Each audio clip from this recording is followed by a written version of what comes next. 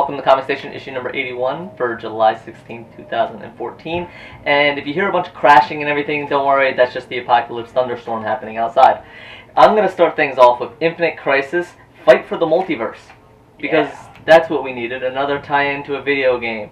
And this one is a MOBA, which there's no... how can you make a MOBA and it just... They eventually take this, and they really could have just done a better job if they had just printed Read Infinite Crisis, the actual comic book. That would have been much better. This one, it felt a little ham-fisted. They tried to shove it into the storyline with just how all the multiverse comes around, how the 52 are now there, and it just felt very ham-fisted. It had all the problems of basically all current DC comics. It feels like it's overcompensating. Batman is given undue importance because he has the most movies made out of his character. The design is terrible. The artwork coloring is bad. And overall, this was done better when it was called Countdown. You can tell how bad it is. They really just, like I said, ham-fisted. They shove in why there are bots that are based. It never quite explains that. It doesn't actually explain why there's champions, but why are there two groups of champions fighting heads? It doesn't really explain any of this, what you would think would be the storyline for Infinite Crisis. It just kind of goes, this is a storyline that we kind of want to make, and let's put it into this bucket. Yeah, though bumping around through various alternate universes, none of the universes are given enough time to be explained or fleshed out. The character design is awful to the point where you'd actually think characters from different universes are from the same one because they're so generic and so over-designed. It's really not very good. There's too much fighting, no characterization. Yeah, pretty much. Over here we also have... if you want a good video game comic book, read Injustice. That is amazing. Even as someone who doesn't like it, I find it hilarious as almost a parody of itself. That is a good video game. Yeah. Go read Injustice and then read Infinite Crisis, the regular comic, and just skip Infinite Crisis, this tie into the video game.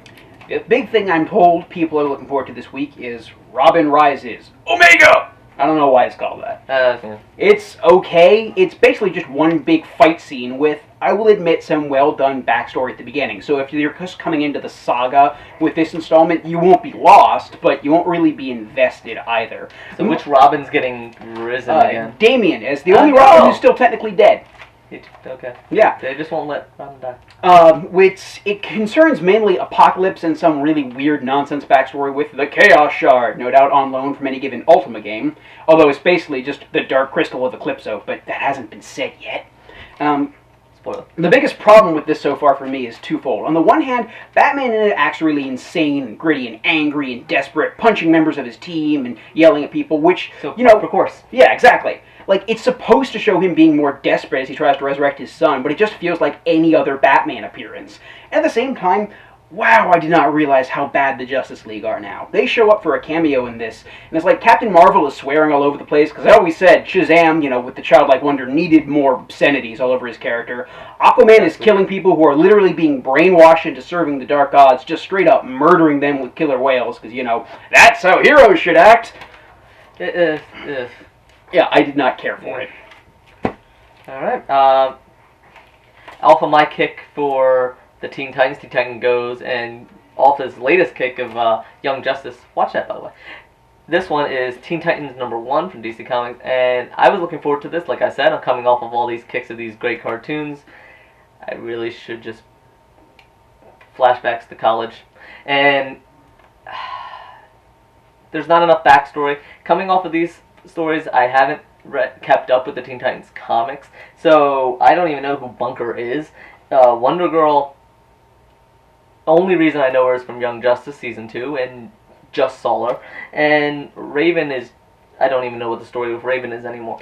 If you have been following with the previous comics, which I at least a bit have and know the characters, it's decent. It's nothing really amazing as a first issue. There's not a lot to differentiate it from the previous Titan series. Characters are a little bit nicer to each other, but nothing amazing here. I do like that they jump right into the action. I do like that they set up a mystery with Star Labs. Yeah, the Star Labs part is probably my favorite bit of the comic, as they're usually just kept as this nebulous yet good agency. So digging a bit more into them is interesting. And Manchester Black shows up working them. Someone should probably keep an eye on that. Yeah, and I actually... As a first issue, I was left a little bit in the dark because, like I said, I'm not quite familiar with these. There's no backstory. They're already a team. They're already working together. But at the same time, I'd like jumping right into the action, keeping the flow of it. Star Labs, I like the fact that maybe you're not quite sure if they're actually this benevolent company anymore, or what's going on. I do like that. I think that maybe future issues might do a little bit of backstory to help catch people up on it. And there was less character bickering than a lot of other books. Like, it's kind of amazing that comes in Teen Titans. At least I can say that I'm glad that the Teen Titans aren't, punching each other and stuff like the Justice League was, the adult heroes. Yeah. Next up, we have our only indie book for the week, The Last Fall from IDW, which I really liked. It's basically the plot of any given Red Faction game in that it's Earth versus Mars like normal, but it's elevated by having some better-than-average sci-fi writing, some very good artwork with great coloring, very bright colors, which you don't see in a comic that's based around war, and an interesting subtext of having the war between Earth and Mars be a religious war that happens to coincide with one for minerals and resources. It's well told. Convenient. Yeah. And I like that because it plays on that sort of thing. It reminds me a bit of some of the better elements of the third Starship Troopers movie. Don't watch that, it's not good. No, I kind of like the ideas that Starship Troopers continued after one. The worst thing about it, Missouri would say, would be the protagonist is a little bland. He's every gruff, angry Marine ever. He's just Marcus Phoenix again. But other than that, there's a lot of stuff to like in here. The universe is imaginative and engaging, and the artwork is good. And finally... oh, dear God. Harley Quinn invades San Diego Comic-Con, and it's awful. It's really not funny. There's tons of different art styles that clash with each other. It makes no sense. It's in its own continuity, but not. Somehow it exists in our world and the world of DC Comics at the same time. Don't question that. It takes pot shots at Marvel for being unoriginal, the same week that Marvel announced female Thor. So, yeah, it's really terrible. The only thing that's funny in it is when it pokes fun at Dan Didio. Well-deserved fun. Yeah, just looks like an excuse to watch a whole bunch of cosplay outfits, honestly. And speaking of female Thor, I look forward to this because there's Thor, God of Thunder. Jason Aaron wrote that. He's doing the original Sin. He is also signed up to do this Thor. Simple title. And, of course, like you said, the trick is that Thor is now female. And he said that this is not a lady Thor. This is not a Thorita. This is Thor as a female. Something happens, obviously. It's not like that one time when Storm got the hammer, or when Wonder Woman used it for a while. Yeah. Or even when Beta Ray Bill or someone else became Thor. Just Thor himself is a woman now. Yep, and it's something to do, like, Thor God of Thunder and Loki Agent Asgard is taking a break over the summer for the original Sins, Thor and Loki team-up thing, finding... So that's a very popular thing now, and I see why. I mean, it was good in Thor the Dark World when they teamed up. Yeah, there you go. So... something's going to happen with that storyline. I don't know how they're going to actually tie it in and make sure people don't go, what? Yeah. But it's possible. I like it. I like the idea. I wonder how they're going to pull it off. A little hesitant because Thor is one of my favorite characters right now. Thor, God of Thunder is on my pull list. And I'm wondering how that's going to tie in, how that's going to affect the storyline. While at the same time, I like the idea that they're going to try something new. And this does make... They made a special note in the... press release that this is the 8th title that has a leading female protagonist. So I like the fact that they're growing this female protagonist as the lead character. Yeah, I like that a lot. I'm looking forward to, Girl Next Thor. So we'll see how you were dying to yeah, incidentally, Marvel, if you do not put that in there somewhere, I will be disappointed. And I just wonder how long it's going to last. Yeah, it's one of the things like New Krypton, that it will not be a permanent thing, unless it really catches on. Kind of doubt it, though. Yeah, but in which case, just tell good stories with the idea and enjoy the ride. That's what I plan to do. Yeah, I expect it to go... Let's see if it goes 12 issues. I'll be happy with that. I hope that it lasts at least as long as Superior Spider-Man.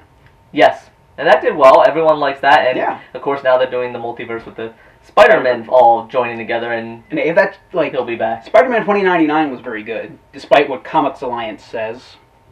So we'll see.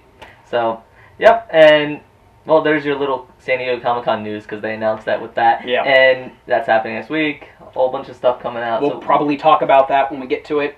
Yeah, we'll go over some of the news. Unfortunately, as you can tell, we can't all attend, and but we'll at least go over some of the bigger news that comes out of the San Diego Comic-Con. Want to go 1 year. I think that's it for us, guys. Yeah, that is it. And now I get to go slosh to the rivers. So, back home. Alright, thank you, and we will see you next week.